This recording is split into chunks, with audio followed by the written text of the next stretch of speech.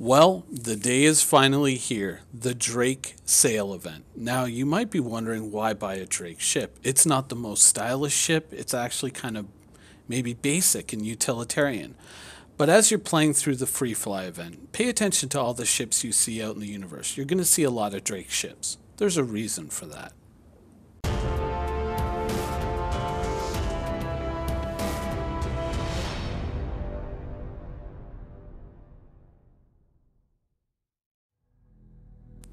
So, Drake Interplanetary.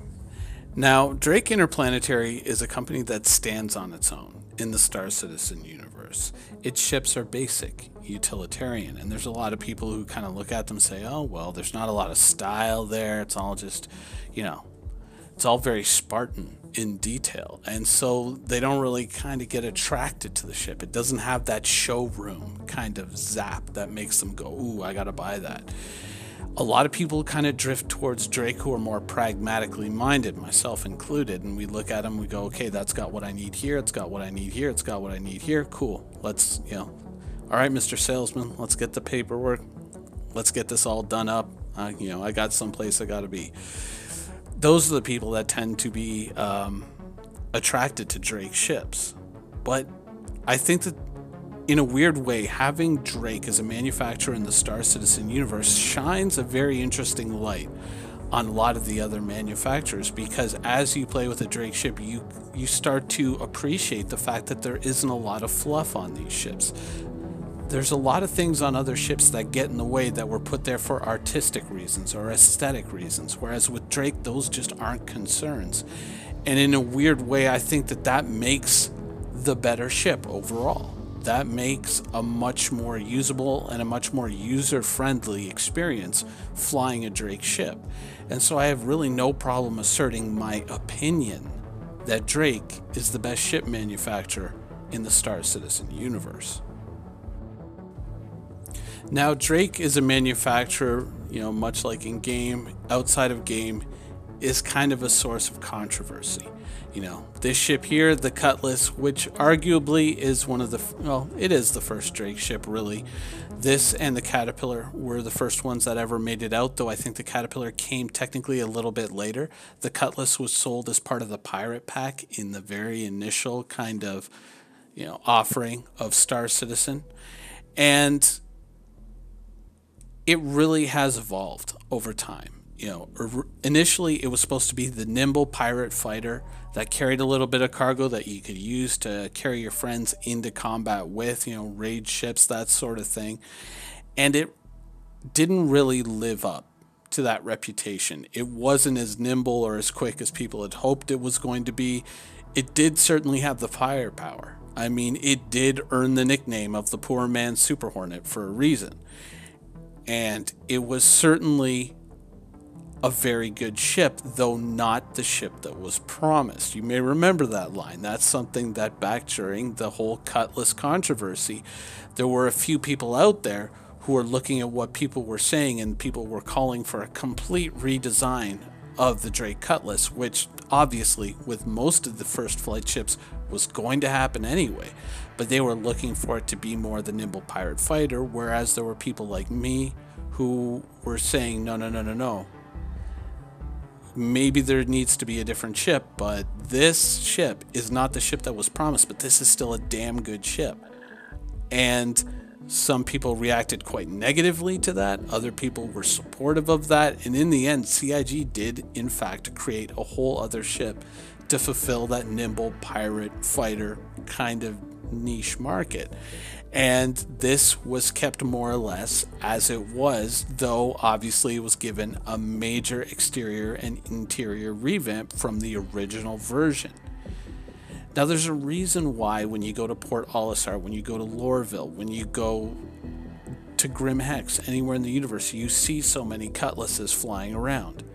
It's because it's the ship that can do just about everything.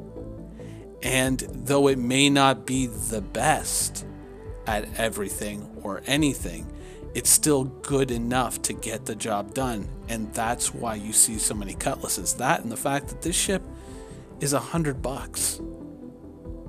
Yeah, it is an unbelievable steal for that money. When you think about what you can do with this ship, the money that you can make with the ship, depending on what you're hauling, if you're a cargo runner, or depending if you even paid for what you were hauling in the first place, if you're a different kind of cargo runner, this ship can make a lot of money. It's fun to fly. It certainly is interesting. It has a lot of room for customization, and there's some features of it we still haven't seen yet, like the tractor beams. Hint, hint, CIG, hint, hint. It is the first ship that I ever bought when I got into this whole crazy Star Citizen thing, and it's the last ship I will ever sell.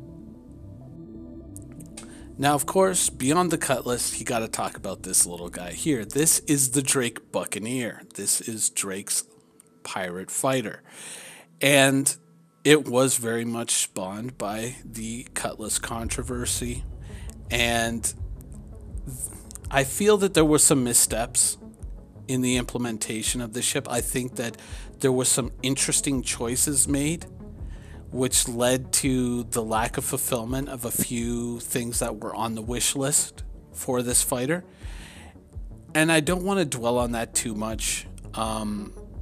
That would be an entirely separate video, a video which, oddly enough, I've already made. But what I will say about this is it's fast, it's light, it's nimble, it's small, and it is extremely hard-hitting. We're talking Super Hornet almost levels of firepower on a ship that costs $110.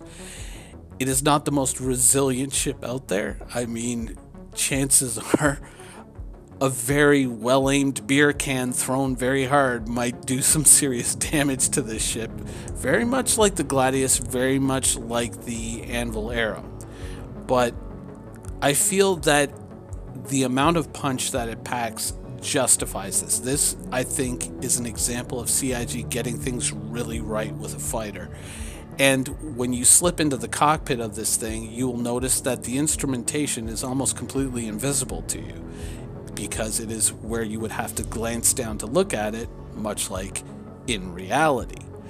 And I feel that that gives it what is, in my opinion, the best cockpit layout of any fighter in the game, bar none. It's all about situational awareness. It's all about keeping you in the moment, keeping you immersed in that dogfight. There's no extraneous bullshit.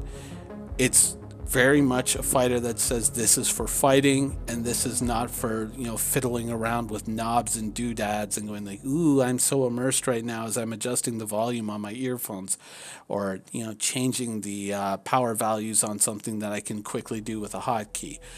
It's very much a ship that I feel kind of showcases what's important in a fighter, and I very much like it as a fighter. I've tried many different fighters in the Star Citizen universe, but this one keeps finding its way back into my hangar. Currently, I'm testing out the Vanguard, but I keep thinking about this fighter in different ways that I can configure it. And, you know, I keep coming back to it. Is it the best fighter in the game?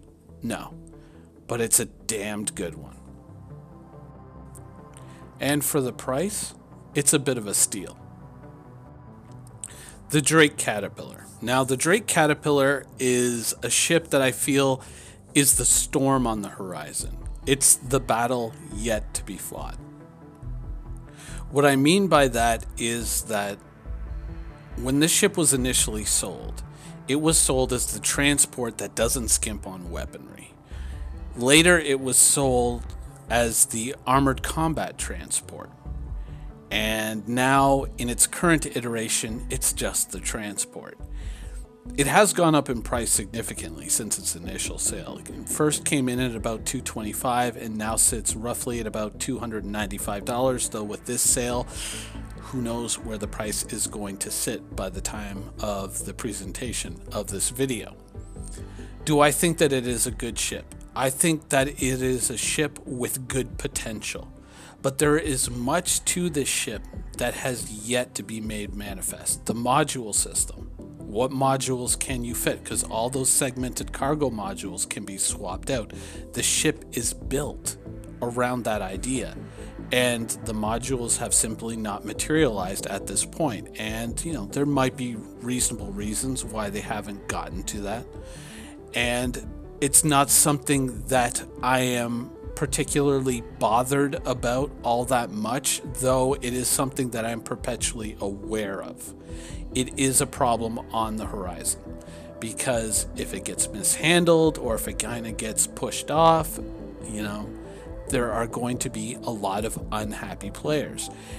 And the truth is that when it was sold as the transport that doesn't skimp on weaponry, obviously in its current iteration, it does. When it was sold as the armored combat transport, armored, not really. Though armor is, once again, something that really hasn't truthfully manifested itself in the game. You can't go to a shop and change your armor profile. You can't get this type of armor plating or that type of armor plating. This is good against projectiles. This is better against energy weapons, that sort of thing.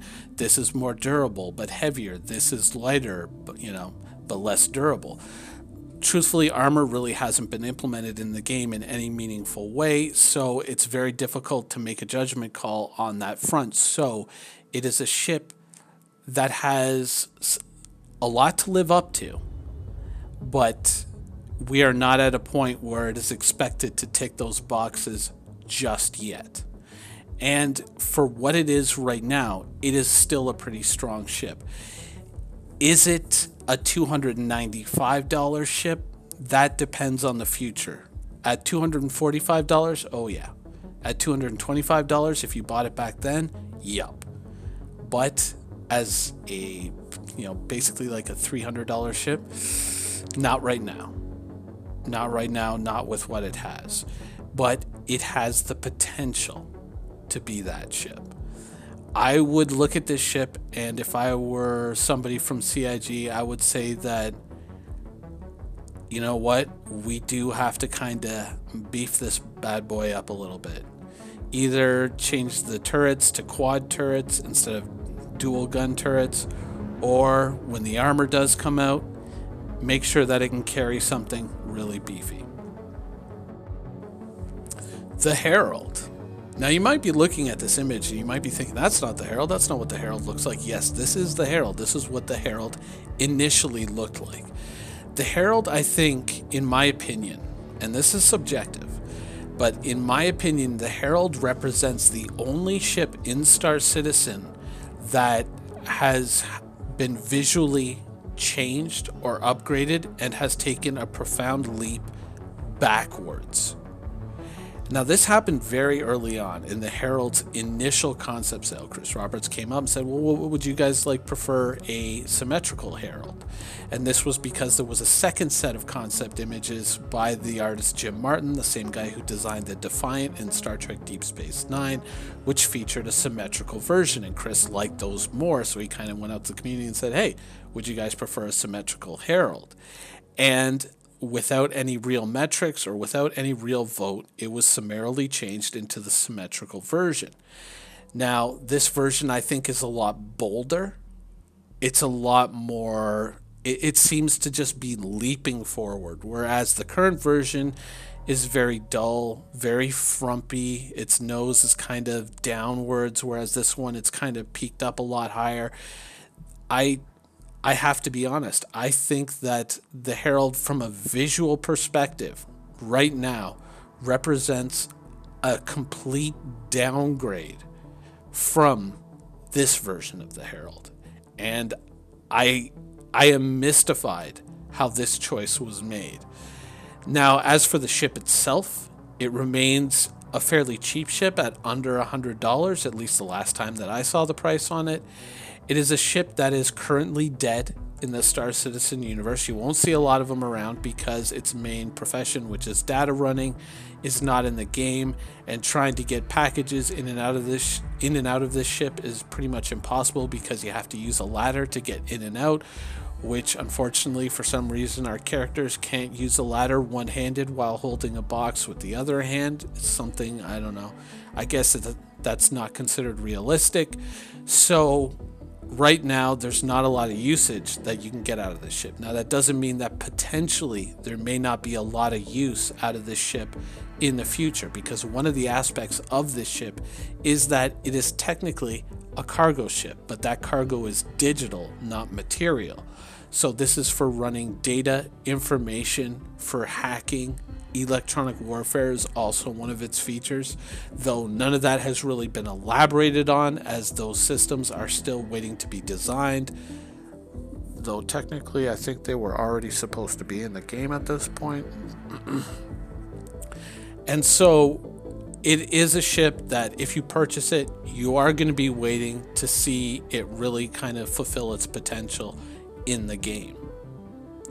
Though sadly, it will do so, as the sad, frumpy, and lumpy current iteration that it is, rather than the awesome and original version that it initially was. The Drake Dragonfly. Now, the Drake Dragonfly is the first of the space bikes, and in my opinion, the best of the space bikes, because once again, it has that strong utilitarian lean to it. It can carry a little bit of cargo, one SCU, though that has not currently been implemented yet. There are other features that go along with this. There are supposed to be missions where you may not be able to fly into an area, where you may have to land nearby and then travel to that location. That is one of the features that we are waiting to see implemented. And that is one of the things that is going to take this from being kind of a fun distraction when you're planet side to making it something that you may very well need to have to accomplish certain missions, or at least to do so in a timely manner. It's one of the things that, much like the Herald, it's a potential waiting to be fulfilled. And that, that actually is something that kind of holds very strong across a great many of the Drake ships. I think that a lot of people kind of look at this and go, what's the point? But in the future, they may look at this and say, geez, I really wish I had gotten one of those. I think that this is one of the strongest offerings that Star Citizen ever made, one of the vehicles that makes the most sense, and probably something that a lot of people are going to get a lot of use out of at some point in the future. The Drake Vulture. Now, the Drake Vulture, I think, is probably one of the more interesting ships that Drake has ever produced. This is a one-person ship, and it is made for salvaging. It is basically like the Prospector is to mining, this is to salvaging. And it has a little bit of normal cargo capacity, so you can pick up items off of wrecked ships. And it also has the ability through the arms in the front to kind of scrape up the scrap metal off of the hulls of destroyed vessels. So there is potentially a very lucrative future for this ship. Though it is a one-person ship, you may find yourself in a position where you're kind of watching battles from a distance, maybe from a hidden location with your signature dialed all the way down, waiting for the action to finish up and waiting for the respective forces to possibly leave the battlefield so that you can get in there real quick and salvage what you can while you can, and then get away while the getting's good. And one thing that you will notice when you are playing in the Star Citizen universe is there's a lot of explosions going on, so chances are this is going to be a very busy little ship in the Star Citizen universe. So much like the Prospector, I consider its earnings potential to be very, very good indeed, though we have no idea as to when this ship will actually make it into production. And finally, the Drake Kraken.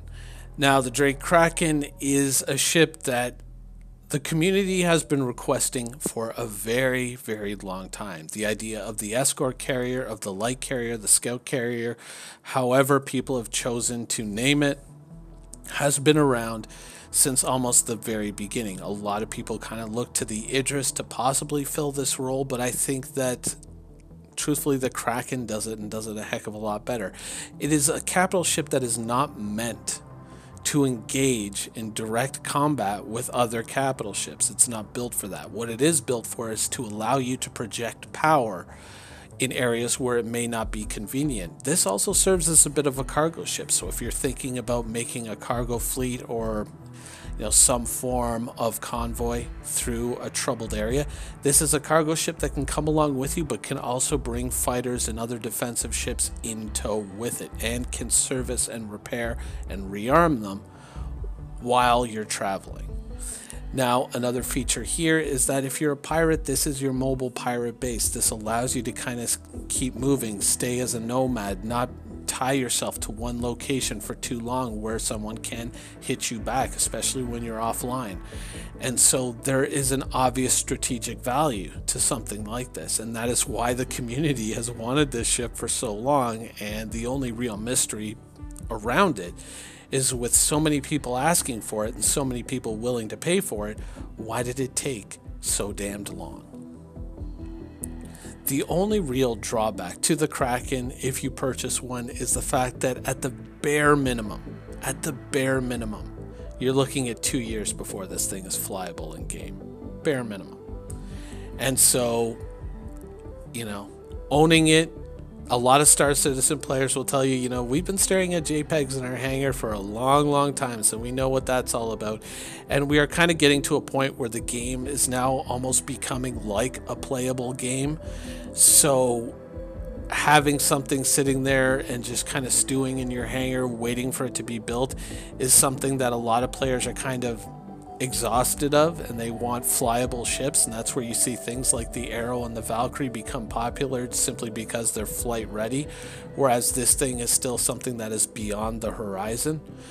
So there is that drawback to it. It is going to be a fighter that's going to sit there, a carrier that is going to sit there in your hangar and tease you for at least a couple of years before it's flight ready. But if you're willing to put up with that, I think that you're not going to be disappointed with what you purchased. And with that, I'm going to end this video looking at Drake Interplanetary and its ships with a bit of a second look at the OG Herald. Never forget.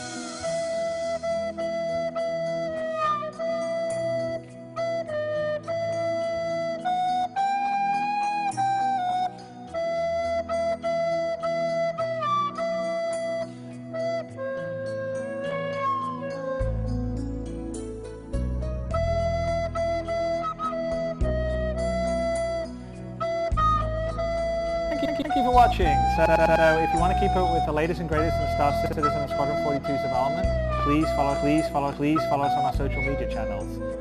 See you soon.